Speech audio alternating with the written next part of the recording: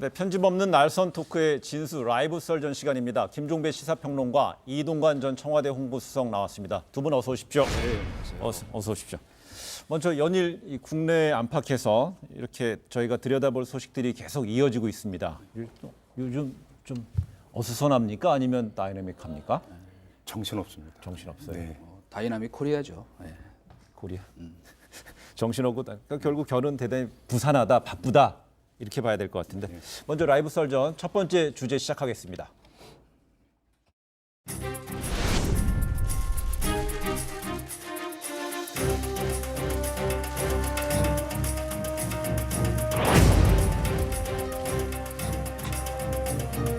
일의 수출 규제 조치의 그 원인이 그 안보상의 이유로 취해진 만큼 우리 한일 그 안보의 틀 여러 가지 요인들을 우리도 고려할 수밖에 없다는 그런 얘기를 했습니다.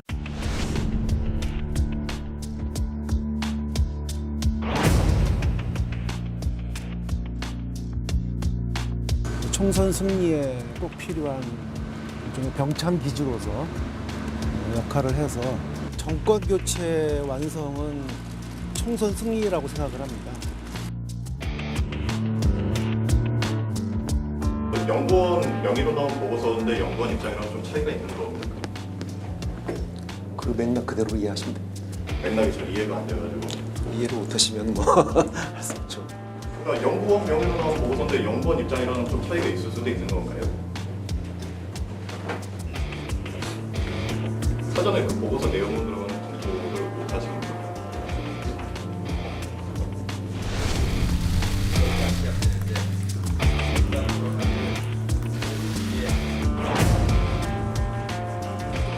이제는 선거를 위해 국가 경제, 안보마저 인질 삼는 정말 못된 심보가 이번에 명백히 드러난 것입니다.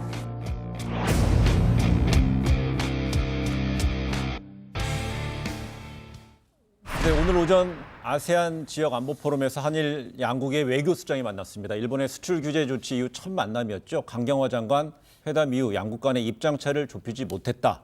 우리도 한일 안보의 틀을 검토할 수밖에 없다. 이렇게 밝혔습니다. 오늘 이런 결과 어제 상황을 보면은요, 어느 정도 예견할 수 있었지 않을까라는 분석도 나오네요. 당국자들의 멘트만 놓고 보면 이제 결국은 뭐 되돌릴 수 없는 쪽으로 가는 게 아닌가라는 뭐 그 판단을 누구나 할 수 있었지만 그래도 좀 일말의 희망이라고 하는 게 미국 언론에 의해서 미국이 중재 들어갔다. 뭐 그러니까 분쟁 중지 협정에 양국이 선명하기를 원했다는 중재 들어갔다는 보도 있었고 오후에 또 일본 아사히 신문이 또 이걸 보도를 했기 때문에 혹시 이것이 일정하게 그러니까 마지막 반전 어떤 요인이 될 수 있을까 이 여지를 좀 봤는데 오늘 뭐 양국 그 외교장관의 회담 결과만 놓고 보면 그것도 좀 무의로 끝나는 게 아닌가 일단 방향은 그런 것 같습니다. 사실은 이제 그 어느 정도 예견이 됐었다 하는 얘기는 뭐냐면 저희도 이제 보면 이 스피커가 누구냐가 매우 중요하잖아요. 똑같은 말도 어떤 사람이 하느냐. 근데 일제히 아베 신조 총리를 둘러싸고 있는 측근들 입에서 우리 입장은 변한 게 없다. 이를테면 스가 요시히데 관방장관 같은 사람은 미국에서 그런 통보 받은 바 없다. 잘라버렸죠. 사실이 없다 그랬죠. 그렇죠. 사실이 없다 그랬어. 그다음에 그 지금 이제 뭐 보도가 이제 됐습니다만은 그 아마리 아키라라고 자민당 선거대책위원장 이 사람 저 핵심 측근이거든요. 이 사람도 뭐 전혀 예정대로 할 거다. 100%라는 까지 얘기를 얘기했죠. 그다음에 이제 사실은 이 사람을 매우 주목해야 되는데 그 세코 히로시게라고 지금 경제산업상 이 사람이 그 담당자잖아요. 근데 한국 언론에서 뭐 그렇게 주목을 안 하는 것 같은데 사실은 이 사람이 매우 주목해야 될 사람이에요. 이유가 뭐냐면 이 사람이 원래 이제 저 아베 신조 총리의 그 복심이기도 하지만 1차 그 저 총리할 때 2006년에 사실은 저도 저희 논설위원들끼리 같이 갔다가 총리 관저 방문했을 때 이 사람이 그때 홍보 담당 보좌역을 하고 있더라고. 총리실에요. 이게 무슨 홍보 담당 보좌역인가 참의원인데 알고 보니까 이 사람은 원래 선거 대책 전문가예요. 그리고 출발도 어디서 했냐면 그 NTT라고 왜 그 일본 그 전화회사 있잖아요. 거기 홍보실에서 근무했어. 도코모요. 그거 좀 약간 저 우리 양정철 원장하고 좀 닮았는데 양정철 원장이 원래 한보철강 그 홍보실 출신이거든요. 문제는 이렇게 선거 전략을 다루는 사람이 하필 경제산업상 자리에 가서 이 일을 지금 주도하고 있었다 하는 게 뭐 확 와닿죠. 설명 안 해도 다 말하자면 그 사람들끼리는 그 오래전부터 준비하고 짠 계획이었기 때문에 이 사람 입에서 벌써 그저께 우리 그냥 조용히 준비할 뿐이다. 그리고 더 이상 그 긴 말을 안 했어요. 그리고 이 얼마나 이 양반이 말하면 패북 장관이거든. 네. 우리로 치면은. 그러니까 심지어 지난번에 7월 15일인가 문 대통령이 그 우리 이 징용 강제징용 피해자 그 대법 판결에 대한 대항 조치다 그러니까 트위터로 뭐 그거 아니다. SNS 엄청 하더라고요. 네, 그래서 결례 논란까지 빌었던 매우 정말 그 무례한 사람이죠. 예. 결국 핵심 인사 아베 총리를 둘러싼 핵심 인사들의 그 방향은 일관됐고요. 여기에 대해서 또 일본의 그 대표 우익적인 매체를 할 수 있는 산케이 신문도 이 보도를 정확히 이제 전하고 있는 상황이 똘똘 뭉친 상황인데, 근데 이런 상황에서 미국은 중재에 나서고 있지만 한일 양국은 원칙적인 대응을 하고 있습니다. 그래서 강경 대응으로 서로 맞선 모양새인데, 그 우리 정부에서는 그 일본의 화이트리스트에 한국을 제외할 시에는 그 대국민 담화까지 준비한 거 알려지고 있습니다. 이런 상황에서 내일 드디어 한미일 삼국 외교장관 회담, 외무장관 회담이 있는데 반전 어떻게 없을 것 같은데. 없어요? 지금 한미일 삼국 외무장관 회담이 몇 시인지 좀 확인을 해봐야 되겠는데 조금 전에 이제 조세영 우리 외교부 1차관이 한 개 지금 보도를 탔어요. 무슨 얘기냐면 내일 일본 가기에서 아마 결정이 될 것 같다. 그리고 시간이 오전 10시일 것 같다. 시간까지 그 조세영 차관이 이야기를 했으면 거의 이제 뭐 결정이 돼 있다고 봐야 되는 거고요. 뭐 한미일 삼국 외교장관이 설령 만난다 하더라도 그 앞에 만날 수 있을까 싶은 생각도 좀 들고 물리적으로 또 만난다고 해서 그게 바로 뒤집어질 수 있을까 좀 가능성이 희박하지 않을까 일단 이렇게 봐야 될 것 같습니다. 예, 저도 뭐 전적으로 동의하는데 이미 이 컨베이어 벨트 위에 올라간 거거든요. 저희 국무회의도 똑같지만 일본도 그 말하자면 각의 그 공식 안건 올라가기 전에 차관 회의에서 먼저 내일 올릴지 안 올릴지 결정을 하는데 거기 이미 올라간 거예요. 그러니까 그래서 그냥 이제 착착착착 가는 것인데 저는 그래도 혹시라도 뭐 그것이 10%든 1%든 그 반전의 가능성이 있다면 이 정도의 압력이 아니면 안 된다고 저는 보는 거예요. 트럼프 대통령이 직접 아베 총리한테 오늘 밤에 전화하고 여기한테 전화해서 문 대통령한테 전화해서 저 이제 그만해라.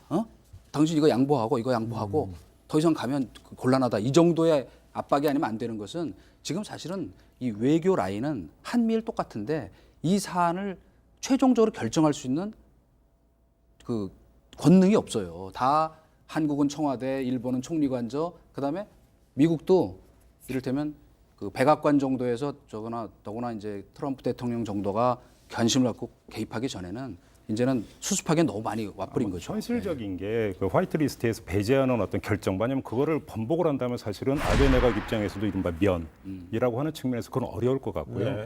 현실적으로 그러니까 우리가 한번 그 쭉 봐야 되는 것은 화이트리스트를 배제한다고 해서 바로 뭐가 되는 게 아니라 다시 품목 지정이라고 하는 후속 절차가 들어가고 사실은 거기서 규모와 범위가 정해지는 것이니까 일정 여기서 어떤 다시 만약에 조정이라든지 뭐 중재가 되든 협상이 되든 여지가 어떤 여기서부터 이제 발생이 되는 것 아니겠는가. 일단 이렇게 보는 게 현실적일 것 같고 그렇게 본다면 내일 가기에서는 일본 가기에서는 결국 원래 예고했던 대로 그냥 결정될 가능성이 높다고 봐야 될 것 같습니다. 결국 의결을 거쳐서 시행되기까지는 한 20일 정도 시간이 있기 때문에 그 사이에 뭔가 조정 국면이 있을 것이라는 분석인데 사실상 지금 세계상에서 아베 총리에 대한 통제력을 갖는 유일한 인물이 트럼프 대통령이다. 이런 식의 얘기를 분석을 통해서 얘기해 나가고 있는데요. 이런 가운데 국내로 한번 시선을 돌려보면은요. 그 더불어민주당의 싱크탱크 민주연구원에서 작성한 보고서가 계속 논란을 좀 키우고 있는 것 같습니다. 그러니까 어제 이전 수석이 한번 언급을 했었잖아요. 지금 이제 저희가 이제 보통 정치판에 워낙 음모론이 이제 무성하니까. 근데 이거는 사실 합리적 의심이에요. 음모론이 아니고 그죠? 많은 야당의 뭐 비판이나 언론의 비판도 있었고 했지만은 야 이걸 뭐 정치적으로 좀 청와대와 여권이 활용하려고 하는 거 아니었나 하는 의구심과 의혹이 뭉게구름처럼 피어나고 있는 시점인데 하필 이렇게 딱 터지니까 이게 진짜구나라는 생각을 이제 할 수밖에 없게 만들었고 더 중요한 건 뭐냐면 딴 사람도 아니고 지금 민주연구원이라고 하는 것이 이른바 대통령의 복심, 심지어 여의도 일각에서는 여의도 출장소장이라고까지 얘기하는 바로 양정철 연구원장이 지금 진두지휘하는 곳에서 자료를 입수한 경위도 석연치 않고 그거를 또 전 의원들한테 나눠주면서 마치 뭐 좀 독전하듯이 그 대일 항전을 독전하듯이 네. 했던 것들이 이제 더 의혹을 키우고 있는 거죠. 야당 입장에서는 딱 비유하자면 울고 싶은 차에 딱 뺨 때려 죽고 네. 딱 굶고 이렇게 정리하면 될 것 같아요. 저는 이 건에 대해서는 변호해주고 싶은 생각이 추호도 없어요. 네. 일도 없습니다. 일도 없고 물론 예를 들어서 이제 민주당 안에서 이거는 우리가 이렇게 하자라고 하는 총선 전략을 짠 게 아니라 정세 분석을 한 거다. 여론조사 결과가 이렇게 나왔으니까 이게 어떻게 영향을 미칠 것이다라는 분석과 전망이지 우리가 이렇게 하자라는 전략이 아니지 않느냐. 그러니까 뭐를 모의한 건 아니다. 뭐 이런 식으로 항변을 하는데 그래 봤자라는 거고요. 오히려 그 민주연구원에서 이미 그 오늘 입장에 나오지 않았습니까? 부적절한 내용이 부적절하게 배포가 됐다. 그리고 그 관련자에 대해서 경고 조치 들어갔고 사과한다. 뭐 당사자들이 그렇게 이야기한 상태에서 뭐 여기서 뭐 덧붙일 이야기가 뭐가 있겠습니까? 제가 볼 때는 정말로 조심조심해야 되고 원칙대로 갔어야 되는데 너무나 어떤 부적절한 일을 자초를 해버렸다. 그런 점에서 변명의 여지가 없다 저는 이렇게 생각합니다. 네, 좀 전에 그 김평로가 말한데 민주연구원에서는 이제 언론에 그 기자들에게 해명 문자를 보내서 이제 진화에 나서긴 했습니다만은 그 여당 내에서 어떤 지도층에서는 좀 분위기가 조금 다른 기류도 있는 것 같아요. 이해찬 대표도 어제 양정철 원장에 대해서 주의를 주는 그렇습니다. 것으로 좀 알려졌는데, 네. 근데 양정철 원장 같은 경우는 아까 지금 그 이전 수석은 여의도 그 출장 소장? 그런 얘기도 하셨는데, 여튼 뭐 지금 일각에서 그런 얘기가 나온다는 겁니다. 뭐 이게 제가 뭐 이름 붙이는 게 아니고. 그렇습니다. 예, 예. 그래서 근데 문재인 대통령의 어떤 뭐 복심이냐 뭐 이런 마음을 잘 아는 인물로까지 꼽히는 대표적인 인물이라서 논란이 좀 쉽게 가시지 않는 것 같아요. 그렇죠. 왜냐하면 사실은 이제 그 우리 양정철 원장을 둘러싸고 이런저런 무슨 뭐 실세냐 아니냐 예, 기다 아니다 예. 논란이 많지만 네. 저는 그 한 장의 사진 네팔 히말라야 예. 갔을 예. 때 양정철 탁현민 우리 이제 당연히 문 대통령 그것도 사실은요 저도 뭐 놀고 좀 쉬어봤지만 놀고 쉴 때 같이 있어주는 사람이 진짜 이게 진짜 핵심 측근인 거예요. 아니 힘 있을 때 다 따라오지. 그렇기 때문에 이거는 절대로 쉽게 얘기해서 이해관계로 끊을 수 없는 끈이기 때문에 다 권력이라는 게 원래 여기 손에 있어서 권력이 아니고요. 남들이 이 사람이 권력이 있다고 생각하는 그게 권력이거든요. 예. 그러니까 처음에 뭘 하자 그랬어요. 우리 양정철 원장이 그 자기가 인재영입위원장을 사실 희망했었거든요. 네. 근데 안 됐죠? 근데 중요한 건 그 뒤에 민주연구원장을 맡고 나서 했던 이 광폭 행보를 보면 이거는 거의 뭐 앞으로 그 선거 지위는 물론이고 다음 대권 창출까지 자기가 하겠다는 네. 것처럼 마치 보이는 행보를 보이고 심지어 국정원장도 만나고 그 여기서 제가 의장, 요거만 국회의장도 요거만 딱 만나고. 얘기할게요. 네. 우리 문희상 의장께서 그 참 인품이 좋은 분이거든요, 사실은. 근데 이 우리 양 원장이 그 찾아왔다 간 뒤에 굉장히 그 불쾌해 하셨다 그래요. 그러니까 처음에 비서실장 할 때 홍보기획 비서관이었잖아요. 그래서 인사를 하러 오겠다 그러길래 그러라고 그랬더니 기자들을 왁 몰고 와가지고 나중에 이 양반도 뭐 그걸 모르시겠어요? 정치를 오래 하셨는데 이게 뭐냐 그래갖고 굉장히 불쾌하셨다는 후문이 있을 만큼 약간 조금 요새 그 행보가 좀 과하고 오버하고 있다고는 비판이 여권 내에서 나오고 있는 건 사실이었죠. 근데 하필 또 이게 나오니까 이건 뭐냐 그리고 좀 그럴 수밖에 없는 상황이 됐어요. 예, 그 말씀은 그대로 이제 받아들이고 저는 다른 점도 좀 하나 좀 짚어봤으면 좋겠는데 아까 부적절한 내용이 부적절하게 배포가 됐다고 말씀을 드렸잖아요. 후자 부분에 대해서 한번 강조를 하고 싶은 게 뭐냐면 자 이게 의원 전원에게 메일로 쏘아진 거 아니겠습니까? 그런데 문제는 그러니까 물론 겉표면에 대외주의라고 하는 게 들어가 있었다고 하지만 이것이 흘러나갈 것을 만약에 몰랐거나 신경 쓰지 않았다라고 한다면 지금 민주당 안에서의 분위기가 무엇이냐. 사실은 이게 더 중요한 문제라고 저는 생각하거든요. 뭔가 지금 나사가 풀려 있다. 네. 그러니까 나사가 풀려 있는 것이 뭐냐면 어떤 이른바 이건 공직이 아니라 당직이라고 해야 되나요? 당직 기강이 될지 뭐가 될지는 모르겠지만 뭔가 상황에 대해서 너무 그러니까 지나치게 낙관을 하고 있거나 뭔가 어떤 안일하거나 이런 부분이 있다면 이 사안 그 자체는 자체대로 어떤 그 처리가 돼야 되지만 다시 한번 자기 내부를 돌아보는 자기 내부를 한번 성찰해보는 그런 계기로서는 한번 어떤 지나가는 데 맞는 매로서는 더할 나위 없는 효과가 있을 것이다. 여기서 배워야 되는 것인데 얼마나 배우면서 자기 온매무새를 다시 한번 가다듬을 수 있는가. 저는 이게 민주당한테 어떤 그 지금 제기된 하나의 숙제가 아닌가. 또 이런 점도 한번 강조를 해서 말씀드리고 싶습니다. 지금 말씀 뭐 상당히 적절한 지적이시라고 생각하지만 그러나 이 사안을 우리가 그 양정철 원장의 개인의 무슨 그 일탈 요렇게만 치환하기에는 이 상황이 그래 간단치 않은 건 말씀 그대로예요. 왜 대외주의라고 배포했겠어요. 저희도 옛날에 일할 때 필요한 자료들 의원들한테 그 돌리고 나눠준 적 많아요. 솔직히 말해서 뭐 솔직히 얘기할게요. 자, 이거 4대강 정당성 좀 그 지역구 가서 홍보해 달라 하는 걸 물론 이제 당을 통해서 하지만은 그런 요청을 한단 말이에요. 근데 민주연구원에서 더구나 이 자료 자체가 어쨌든 비공개고 자기네 내부에서도 뭐 어디 이제 대회 설명하는 과정에 흘러나갔다 그러는데 그러면 그냥 참고를 하는 것도 아니고 이거를 의원 전원에게 대외주의라고 붙였다는 거는 이 민감성을 어느 정도 인지했다는 얘기 아니에요. 그 잘못 나가면 오해받겠구나. 그거를 그 뿌리면서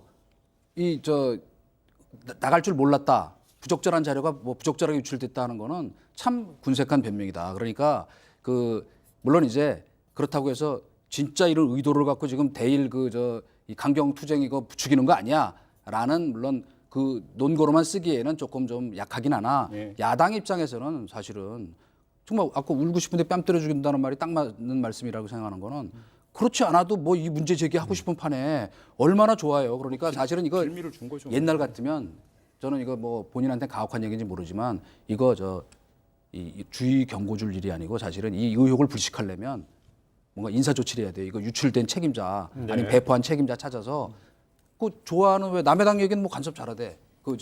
뭐 징계해라, 뭐 윤리 회부해라, 뭐 그러니까 뭔가 좀 더 단호한 조치가 있어야 진화될 것이다 이렇게 생각합니다. 지지율 상승 국면에 있어서는 더욱더 몸가짐을 뭐 잘 주의해야 나갈 때, 된다라는 잘 나갈 때 조심해야죠. 그다음에 이제 우리 이전 수석에서는 뭐 뭔가에 생각하는 부분이 있었기 때문에 대비라는 거를 뭐 전제했다는 이야기인데요. 이런 보고서 유출 논란 이후에 야권은 그 뭐 울고 싶은데 뺨 때렸다는 식이라 이제 비유를 하셨지만은 일제히 유감을 표했는데요. 사실상 뭐 지금 이제 그 선거구제 논의할 때 다뤄지게 될 연동형 비례대표제 이런 거에서는 이제 각 야당에서는 이제 한 표로도 더 중요한 상황에서 지금 정부 여당에서는 총선까지 이어간다 이런 식으로 하니까 되게 민감하고 절체절명의 상황이라 느끼는 것 같아요. 입장이 한 목소리 나왔잖아요. 근데 저는 예를 들어서 지금 이 어떤 한일 갈등 국면이라서 총선까지 이어가는 것은 나라의 불행이에요. 엄밀하게 이야기를 하면 상상을 해보세요. 어떤 그러니까 효과가 엄청나게 많지 않겠어요. 저는 이거는 어느 순간에는 해결이 돼야 되고 끊어야 되는 문제고 이 국면이 총선까지 간다라고 하는 것은 어떤 특정 정당, 뭐 민주당 이런 데가 유리하고 야당 어디가 불리하다 이런 차원의 문제가 아니라 이건 국가적 전체적으로 상실 리스크가 너무 큰 어떤 사안이기 때문에 그런 상상을 하는 것 자체가 제가 볼 때는 국익에 도움이 되지 않는다. 일단 이건 너무 원론적인 얘기일 것 같지만 사실은 중요하기 때문에 드리는 말씀이고요. 그런 점에서 만에 하나라도 이것을 어떤 정파적 관점에서 접근에 들어가려고 할 때는 제가 볼 때는 도움이 안 될 거라는 거예요. 왜냐하면 국민 정서도 그러한 부분이기 때문에 저는 그런 점에서 야당이 이거에 대해서 여당, 그러니까 민주당한테 견제구를 날리고 또 일정하게 타격을 유도하는 공격을 하는 것은 어쩌면 야당의 권리일 수도 있다. 그거에 대해서 저는 야당을 욕할 이유는 전혀 없다고 생각을 하고 그 점에서 이제 민주당이 또 이제 어떻게 그러면 자세를 고쳐 잡고 다시 정비하는가. 그러니까 오히려 이제 관전 포인트는 여기에 있지 않을까 이런 생각도 해봅니다. 근데 그 지점에서 이전 수석은 인사에 대한 문제를 하신 거예요. 예, 아니 그러니까 뭐 실무 책임자라도 처벌하는 읍참마속의 무슨 행동 이 대외적인 저게 있어야 될 거다라는 생각이 들고 그다음에 이제 지금 말씀하신 이게 과연 그러면 쉽게 얘기해서 지금 여사당 공조 그러니까 여야 사당 공조 이를테면 그 패스트트랙 그 연대라고 할까요? 거기에도 영향을 줄 수밖에 없는 것은 이를테면 이런 이 뭔가 정치적으로 무슨 대일 이 강경 투쟁을 이용한다는 그런 그 부분은 야당 누구라도 동의할 수 없는 일이고 더 그러기 때문에 이게 자칫 잘못하면 이 사람들이 이렇게 전국을 몰고 가가지고 결국은 연동형 비례대표도 어영부영 그러니까 충분히 이제 승산이 있다고 보면 하면서 우리를 결국 내치지 않을까 하는 의구심에도 불을 지르는 상황이 올 수 있기 때문에 사실은 이 연동형 비례대표제 연대 패스트트랙 연대도 상당히 부정적 영향을 준 거예요. 그래서 저는 물론 이제 단호하게 얘기했어요. 뭐 이해찬 대표도 뭐 보통 뭐 이거 다 안 나서시는 분이 또 아주 인재영입위원회 말 많은 사람 안 넣겠다는 거는 사실은 아주 거의 겨냥한 거죠. 거의 직설적인 얘기거든요. 그러니까 더 나대지 말란 경고인데 그럼에도 불구하고 당 내부적으로도 좀 더 말하자면 이렇게 엄중히 이런 일은 있어서는 안 된다. 우리는 그런 당 아니다. 그리고 이건 사실은 그럴 일도 아니잖아요. 그렇게 해서도 안 되는 일인 거니까 좀 더 그 엄중한 내부 단속이 있어야 된다고 생각합니다. 네, 여당 싱크탱크에 관련 뭐 민감한 보고서의 유출 파문에 대한 내용은요. 그 공개 하면 여기까지 주제 마무리해 보는데 한마디로 한번 정리해 주신다면 어떨까요? 이전수 수석 이어갈까요? 예, 그 뭐 사실 그 아니땐 굴뚝에 연기 나랴 이런 얘기가 이제 많은데 뭐 가끔 아니땐 굴뚝에 연기가 나기도 하더라고요. 엉뚱한 사람이 와서 이제 뭐 옛날에 보면 궁중 비사에 보면 그 엉뚱한 사람이 와서 뭐 저 블로크 가기도 하고 그러는데 그러나 그러기 때문에 항상 조심해야 된다. 특히 집권 여당은 또 이런 민감한 시점에 오해 살리라면 안 되죠. 저는 이렇게 뽑았습니다. 겹불 쬐려다 겹불 맞는다. 이건 속담어입니다. 제가 지어낸 말입니다. 오늘. 여기서 앞에 겹불과 뒤에 겹불이 다른데요. 앞에 겹불은 그냥 말 그대로 얻어쬐는 따뜻한 불이고 그 표준국어 대사전에 보면 겹불에 다른 뜻이 있어요. 뭐냐면 그러니까 그냥 자기가 직접 하는 건 옆에 있다가 받는 재앙. 이걸 또 겹불이라는 단어를 쓰더라고요. 그러니까 우리가 유탄 맞는다 이런 표현 많이 쓰잖아요. 그러니까 이걸 한 단어로 돌리면 군밤인데요. 군밤을 구울 때 칼집을 안 내고 굽다 보면 팍 튀면서 맞아본 적이 있거든요. 딱 그걸로 비유하면 되는 건데 요번의 경우가 이런 경우가 아닌가 싶어서 한번 만들어봤는데 어떻게 괜찮나요? 국어 새로운 단어를 알았습니다. 속담집 하나 만들어야겠는데. 앞으로 저도 한번 써보겠습니다.